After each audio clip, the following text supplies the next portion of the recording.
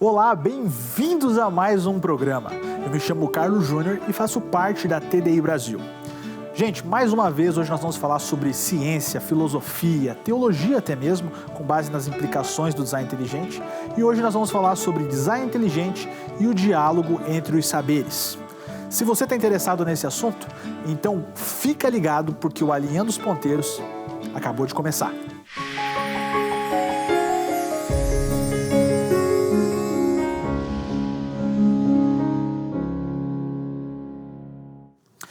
Esse tema é um tema de extrema importância, porque o design inteligente ele acaba circulando pelas mais variadas áreas. E isso é muito fundamental, porque a gente consegue estudar as estruturas, o corpo humano, a biologia, os próprios animais, né, dentro dos campos da biologia, das ciências naturais, né? É muito interessante também visualizar através da matemática como as coisas foram criadas, né? A gente consegue perceber que o designer entendia muito de matemática, porque nós encontramos, por exemplo, muitas questões que estão finamente ajustadas no universo. Isso é muito legal, ver como as coisas, como há um diálogo entre os saberes, como tudo, no final das contas, está unido junto. E tudo associado, isso é muito legal. E para falar sobre isso, nós convidamos o Glauco Filho, ele que tem formação no direito, né? Também é professor universitário, se formou também em sociologia e também é pastor, e vai comentar um pouco mais sobre design inteligente e o diálogo entre os saberes. É com você, Glauco. Em primeiro lugar, é importante a gente saber que a teoria da evolução, no sentido de que seres evoluíram uns dos outros e que o homem, por exemplo, veio de uma evolução que passou pelo estágio dos animais, ou possa ter até passado o estágio das plantas, essa ideia não é uma coisa do nosso tempo. Ela estava no repertório de mitos do paganismo. Por que me interessa dizer isso primeiramente? Porque nós tivemos uma pergunta que eu não participei da resposta, mas o que eu vou dizer agora pode permitir um insight para a pessoa pensar. Nós ouvimos uma pergunta sobre o evoteísmo, e aqueles que defendem o evolucionismo teísta costumam dizer, sendo eles professadamente cristãos, que o relato do Gênesis foi feito daquela forma porque aquela sociedade não estava ainda preparada com os conhecimentos científicos para entender a evolução. Aí a pergunta que nós fazemos e os pagãos estavam preparados para isso? Eu vou ler aqui uma passagem de uma obra de Durkheim, um sociólogo muito conhecido, que está no meu livro, Introdução ao Estudo dos Imaginários Sociais. Vou aproveitar para fazer propaganda aqui do meu livro, que é um livro de sociologia, mas que contempla capítulos sobre a família, ideologia de gênero, até design inteligente e evolucionismo tem nele, né? E tem um outro também mais recente desse ano, que é sobre o ativismo judicial, é outra história, mas eu sei que muita gente tem interesse nesse tipo de assunto, né? Uma crítica ao ativismo judicial. Mas Durkheim diz o seguinte, nas formas elementares da vida religiosa, ele diz: com efeito, é crença quase universal na Austrália, ainda muito difundida entre os índios da América do Norte, que os antepassados dos homens foram animais ou plantas, ou pelo menos que os primeiros homens tinham, seja totalmente, seja em parte, as características de determinadas espécies, animais ou vegetais. Assim, os pássaros xantunga, que hoje são associados à lagarta Huitchek, teriam em tempos míticos sido lagartos, Huitchek, acho que é assim que se pronuncia, posteriormente transformados em pássaros. Então, nós vemos que no repertório de mitos do paganismo está a ideia de que houve uma evolução, um trânsito entre as espécies. E aí a gente vê logo a implausibilidade do argumento do evolucionismo teísta de que o relato do Gênesis foi apenas porque aquelas pessoas não poderiam ter compreendido. Se os pagãos entenderam assim, e se isso fosse verdade, e Deus, para nós que somos cristãos, pelo menos, é o autor da Escritura, ele não o revelaria de uma outra maneira. Mas o evolucionismo atual, da forma concebida pelo darwinismo, pelo neodarwinismo, ele encontrou receptividade na cultura por uma série de fatores. Não foi tanto por seu mérito científico, foi por causa que ele teve congruência com certas coisas da cultura da época. Por exemplo, a mentalidade grega, que influenciou muito a nossa cultura ocidental, concebia a história de modo cíclico, repetitivo, portanto, jamais poderia, por meio dessa concepção cíclica de história, se ter imaginado uma evolução que é progressiva e linear. Agostinho, na sua obra A Cidade de Deus, de modo filosófico, porque a Bíblia o diz de modo revelacional, ele defendeu contra a concepção cíclica dos gregos uma concepção linear da história, mostrando que a história caminha para um desfecho escatológico, não sendo necessariamente progressiva, mas ela é linear, ela não faz curva para que as coisas se repitam. Obviamente, sem uma visão como essa da história, por exemplo, o evolucionismo nem teria encontrado plausibilidade se nós tivéssemos mantido, por exemplo, uma visão cíclica da história. Mas o que é que nós temos na Idade Moderna, no início da Idade Moderna? O surgimento do Iluminismo. E o Iluminismo, ele veio com uma ideia muito forte de progresso. A ideia era de que, no período medieval, o homem estava infante, por isso que estava sob a mentoria da autoridade, no caso eclesiástica, política, e que agora ele estava se emancipando, entrando na era da razão, na era das luzes. Tinha chegado à sua idade adulta, portanto, haveria uma ideia de progressividade. No positivismo kantiano, nós vemos também, ele fala de vários estágios, até chegar no estágio positivo, que é científico, antecedido pelo metafísico e pelo teológico. Toda a ideia da época, a partir do iluminismo, é uma ideia de que há um progresso, de que há um caminhar ascensional, né, na história. E, ao lado disso, nós tivemos o desenvolvimento da economia capitalista. O fim daquela estrutura medieval, do feudalismo, a força do capitalismo, que é concorrencial. A ideia, inclusive, de Adam Smith, é de que cada um deve buscar o lucro, o seu interesse, e aí, com isso, os preços poderão baixar pela concorrência, e aquele que nessa concorrência prevalecer é que vai se dar bem, e o outro não, mas que o mercado funciona através da concorrência. Nada contra isso, é verdadeiro. São coisas que são verdadeiras em suas respectivas áreas. Mas o fato é que isso foi criando uma mentalidade naquelas pessoas, de que há um progresso da história e de que as coisas caminham através de uma concorrência, de uma luta, onde o mais habilitado é que vai se dar bem. E eu vou recorrer aqui a outra citação desse meu livro sobre um assunto como esse que nós estamos falando. Vou citar aqui o sociólogo Boaventura de Souza Santos, no seu livro Crítica da Razão Indolente. Ele diz assim: começa hoje a ser aceita que as ideias evolucionistas de Darwin estão sintonizadas com as perspectivas históricas e sociais do seu tempo, e que a sua síntese, sem dúvida genial, recolheu muito da inspiração em concepções sociais e políticas que então circulavam. Aliás, o próprio Darwin reconhece que a teoria da seleção natural lhe ocorreu ao ler ensaios sobre os princípios da população de Malthus. A luta pela existência e o que ela implicava, a escassez e a concorrência, permitiam explicar o motivo pelo qual as variações favoráveis tendiam a ser preservadas e as desfavoráveis tendiam a desaparecer.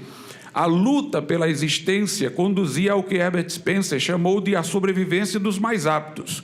Para Hubert, a aceitação tão ampla da teoria de Darwin aceita, por um lado, no fato de ser uma teoria histórica e materialista, congruente com o ambiente intelectual do tempo, e, por outro lado, no fato de ser uma teoria intrinsecamente otimista, que se adequa bem à ideologia meritocrática e individualista, encorajada pelos êxitos do mercantilismo inglês, do capitalismo industrial e do imperialismo.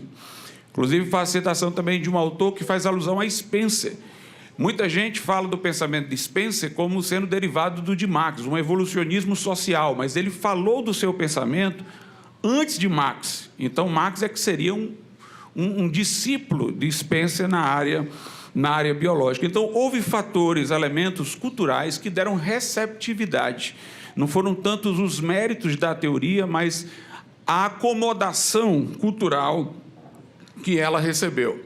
Mas nós sabemos que a teoria da evolução, ela presume a vida já existente. Para eu falar da sobrevivência do mais apto, é preciso que existam já os seres, para eu dizer que existem os mais aptos. Aliás, a lógica da evolução é a morte, porque os menos aptos morrem para que os mais aptos sobrevivam e possam se reproduzir. Então, eu presumo que a vida exista. A teoria, portanto, quando chega, ela chega bem zoneada, de certa maneira tímida.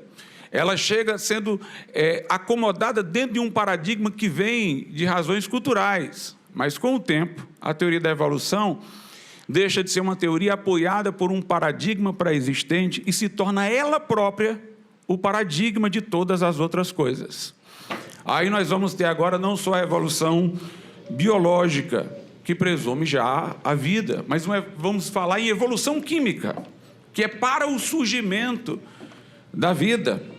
Note que aí a ideia de evolução ela ganha uma extensibilidade, né, para trás.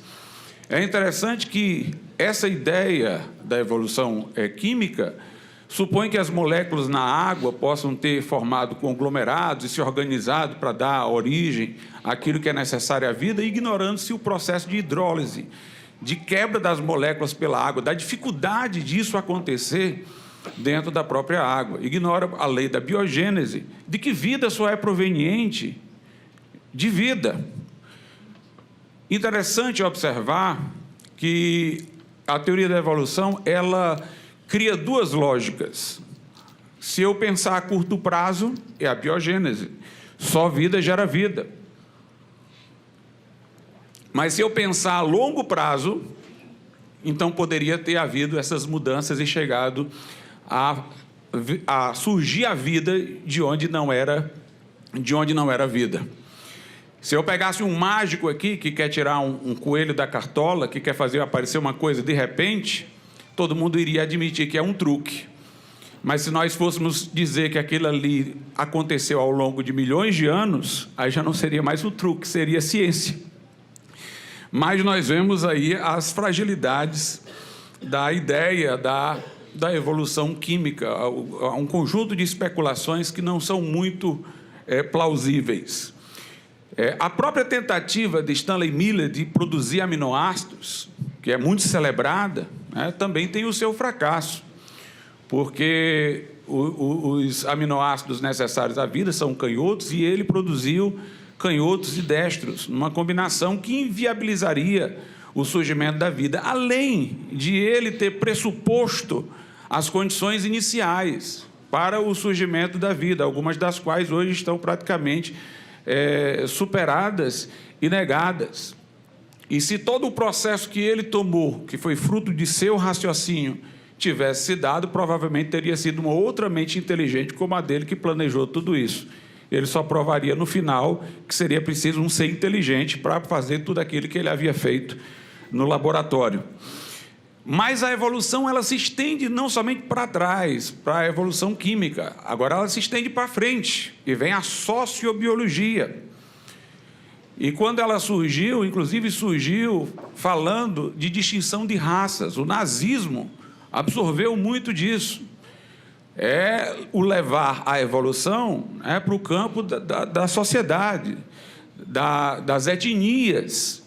E aí se falar numa raça superior, como no nazismo se falou da raça ariana, muito influenciado pelo nazismo, de grupos que são sub-humanos, de grupos que são humanos, mas precisam ser liderados por outros que são mais humanos ainda, da possibilidade de vir um super-homem, o homem super desenvolvido. Então, nós temos aí também ela ingressando nesse campo.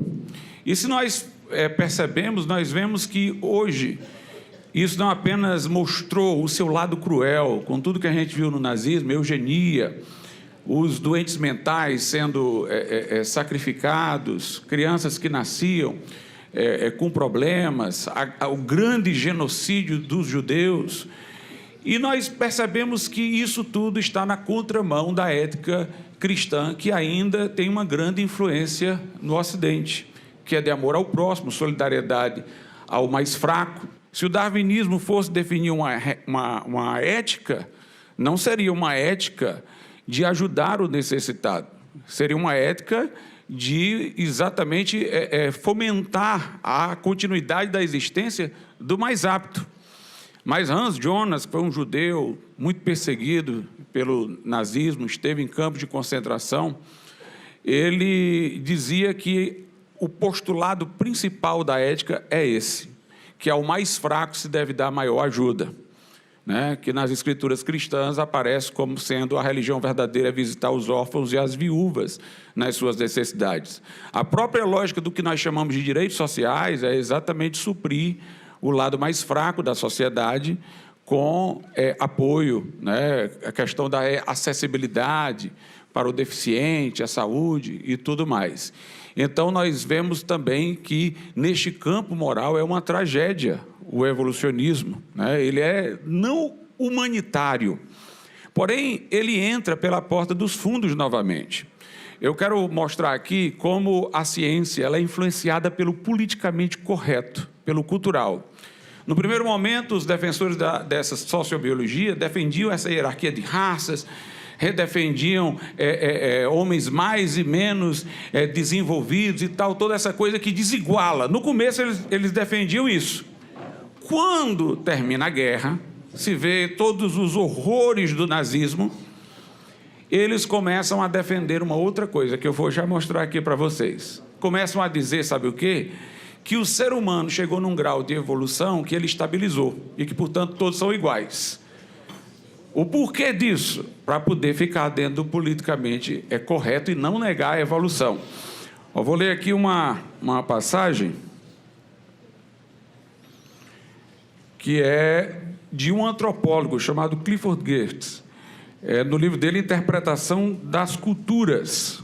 Ele diz o seguinte: com o triunfo inequívoco do Homo sapiens e o cessar das glaciações, o elo entre a mudança orgânica e a cultural enfraqueceu-se muito, se é que não foi cortada. Desde essa ocasião, a evolução orgânica na linha humana diminuiu consideravelmente seu ritmo, embora o crescimento da cultura tenha prosseguido com rapidez sempre crescente. No que concerne à sua inata capacidade de aprender, manter, transmitir e transformar a cultura, os diferentes grupos de Homo sapiens devem ser vistos como igualmente competentes. A unidade psíquica pode não ser mais uma tautologia, mas continua sendo um fato. Então, ele chega a dizer até o seguinte, ele diz: o homem, pela evolução, tornou-se um ser capaz de cultura. E a cultura que o homem fez interferiu no seu processo de evolução, mas já não interfere mais. Aí ele corta, de repente, já não interfere mais.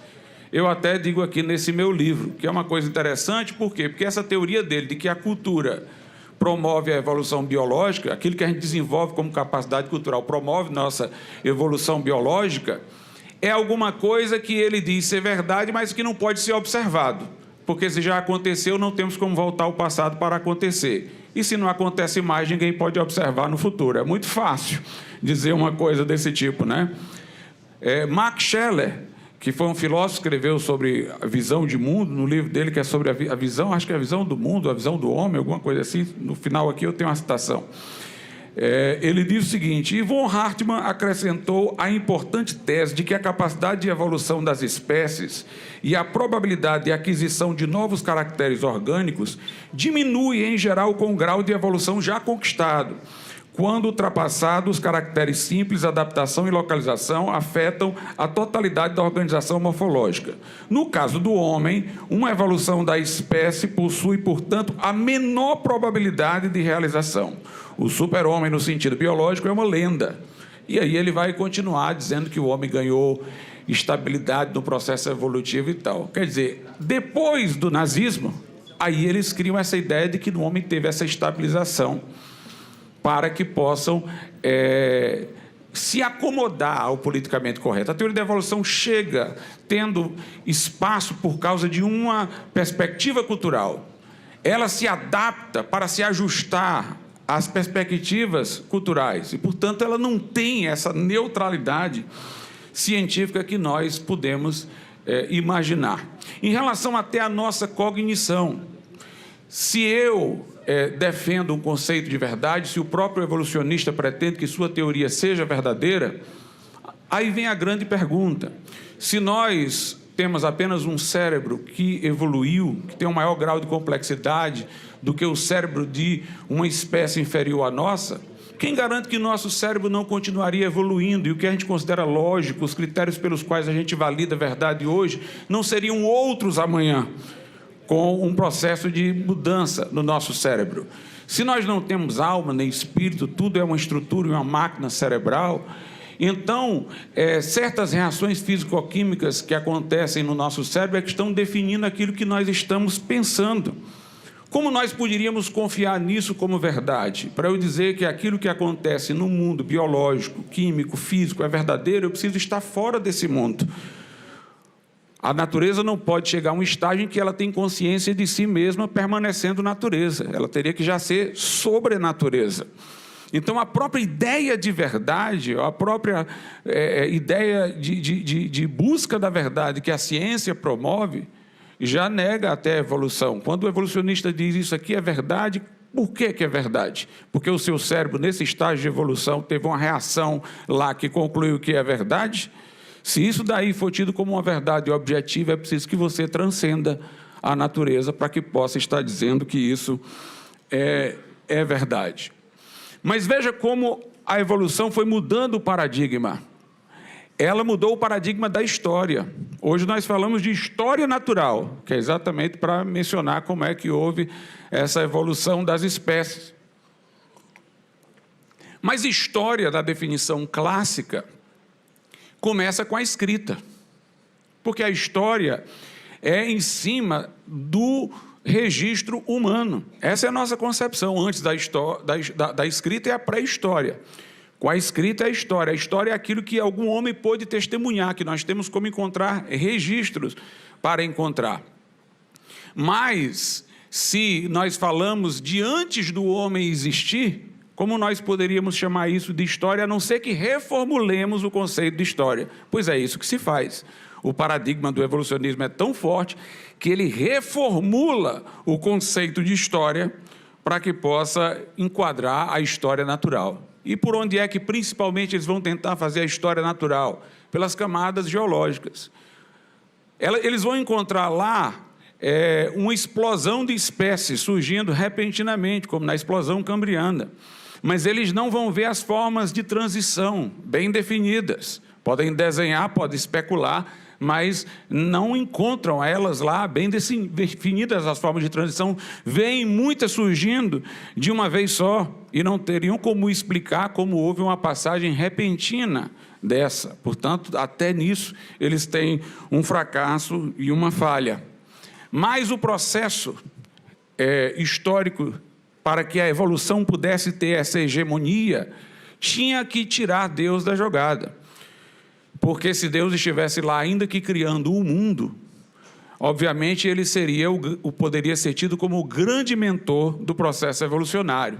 Então tem que ter vindo o mundo de um Big Bang, de uma explosão que não aconteceu pela intervenção da divindade. Então a defesa da evolução termina exigindo, né, a negação do próprio Criador. É interessante que quando o iluminismo surge, ele mantém o Deus tapa-buracos, a hipótese de encerramento. Deus é o Criador, mas depois não mexe com nada. É como alguém que deu a corda no relógio e deixou o relógio funcionar segundo suas próprias leis. Deus está ali só para dar o empurrão, é o deísmo. Mas o evolucionismo não queria o deísmo, porque o deísmo ainda poderia colocar a ideia de que Deus poderia ser o mentor da evolução. Então tinha que tirar Deus. Aí vem a teoria do Big Bang, que desafia a nossa lógica, porque um princípio lógico é de que o efeito não pode ser maior do que a causa. Tudo aquilo que causa uma coisa precisa ter aquela coisa que vai estar presente no efeito. Se o fogo traz calor, é porque no fogo tem calor. Se um ser humano gera outro ser humano, é porque esse ser humano está vivo, então ele pode gerar vida. Todo ser que move o outro à perfeição tem ele próprio aquela perfeição a que move o outro. Um efeito não pode ser maior do que a causa. Como é que de uma explosão poderia vir a ordem? Se você explode qualquer coisa, você não tem ordem, você tem desordem, você tem um estrago. Então, como é que poderia ter vindo essa ordem de uma explosão? Por outro lado, como é que de uma situação inicialmente estável pode ter vindo a explosão, se nada estava acontecendo? Aí, eles têm que admitir que numa fração de segundos, uma fração mínima, ocorreu ali aquela explosão, e na explosão, com as coisas que foram, falando aqui da linguagem comum, espalhadas, vieram as leis da natureza. Então, essa explosão antecedeu as leis da natureza, ela gerou as leis da natureza. Se ela não aconteceu segundo as leis da natureza, ela foi um milagre. Então, eles vão ter que resolver isso, porque estão aceitando que houve um milagre, porque a definição de milagre é exatamente aquilo que não está sob as leis da natureza. E outra coisa, como nós poderíamos imaginar este mundo vindo de uma explosão casual? Porque nós percebemos que nossa razão tem congruência com o universo. Como é que houve essa explosão que criou essa ordem e ainda criou uma mente na gente congruente com a ordem? Que coincidência! Eita, estou num texto aqui do meu caminho, né? Como é que criou essa coincidência? Nós vemos, por exemplo, o ajuste fino, todas as condições necessárias para a existência humana, para a vida na Terra. Nós temos presentes aqui condições atmosféricas, constantes cosmológicas, constantes físicas, o Sol, a Lua. E, curiosamente, as condições terrestres não são apenas ideais para a existência da vida, são ideais para a observação de todo o universo. Isso é muito interessante. Quando nós ouvimos o que o Glauco falou, a gente percebe que há uma transição gigantesca dos assuntos. E como a teoria do design inteligente ela é extremamente importante para aquele que quer acreditar em um ser de extrema inteligência. Porque ela, por si só, traz os fundamentos científicos capazes de trazer consigo relevância para dizer, olha, existe um designer, existe um Deus, alguém que projetou o universo e a vida. Isso é muito bacana, porque ela consegue, por exemplo, se você, por exemplo, é um cristão, quando você vê uma teoria como essa, ela vem, por mais que ela não seja uma teoria ligada ao criacionismo diretamente, mas dentro das suas implicações é possível você ser um criacionista e acreditar na teoria do design inteligente, é muito interessante você verificar uma coisa, que ela dá uma sustentação científica para aquilo que você acredita. Ela torna razoável a sua forma de acreditar em um Deus, porque ela está atestando aquilo através da ciência e possibilitando isso. Isso é muito interessante. Então, você que acredita na teoria do design inteligente, com certeza já percebeu que ela é estritamente científica e ela faz os mais variados diálogos entre as mais variadas matérias curriculares de estudo, capaz de conseguir demonstrar toda essa complexidade e maravilha do universo. E se você gostou desse vídeo, não se esqueça de deixar o seu like, se inscrever no nosso canal da Rede Super e também compartilhar os nossos vídeos. Muito obrigado pela sua audiência, muito obrigado por você acompanhar até aqui. E não se esqueça, sábado que vem tem mais ciência para você. Muito obrigado e até mais. Tchau, tchau.